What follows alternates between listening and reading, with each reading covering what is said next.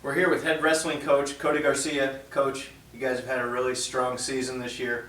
What have you done in practice and in events to be able to be so successful? You know, I think we've relied kind of on the group that we have, right? I look at this year, probably the least amount of coaching I've ever done. You know, I was thinking about, we had a practice the other day, and I was just kind of watching them coach each other, work with each other.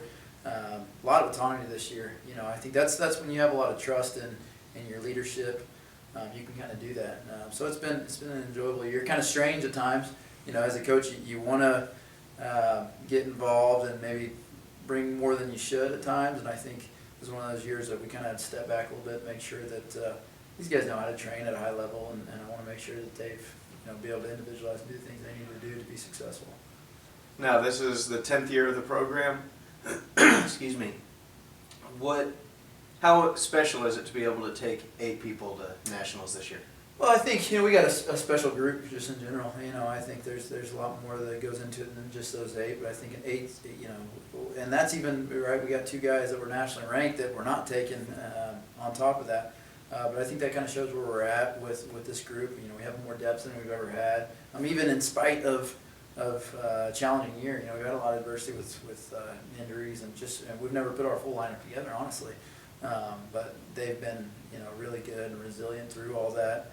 But yeah, to still be able to put 8 through, 5 seniors, that's a big part. You want to make sure those guys, and really, and then Brandon Vela being able to be at the 6th senior, was still able to go to the conference tournament. He's another one that battled through a lot of injuries, and we didn't get to see the best version of him. But man, I'm so thankful for kind of having him part of this group, and he's made a big impact on it. We might see something really special this weekend. Lucas Laverne, he's already won 2 national championships, going for his 3rd.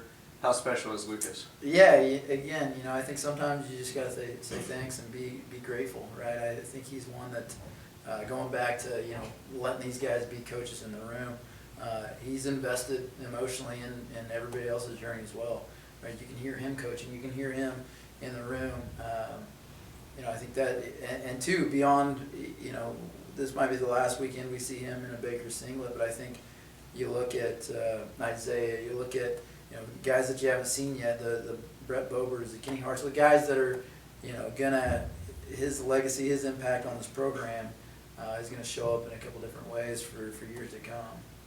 And then kind of to talk about this weekend, what do you expect to see from your guys on the mat?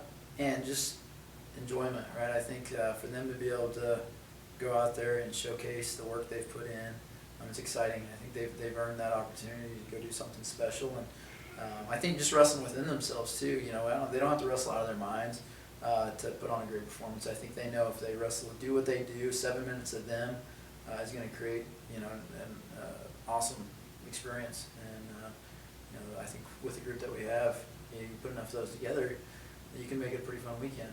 And I think that's what it's about, just each individual doing the things they need to do, and then the team stuff takes care of itself.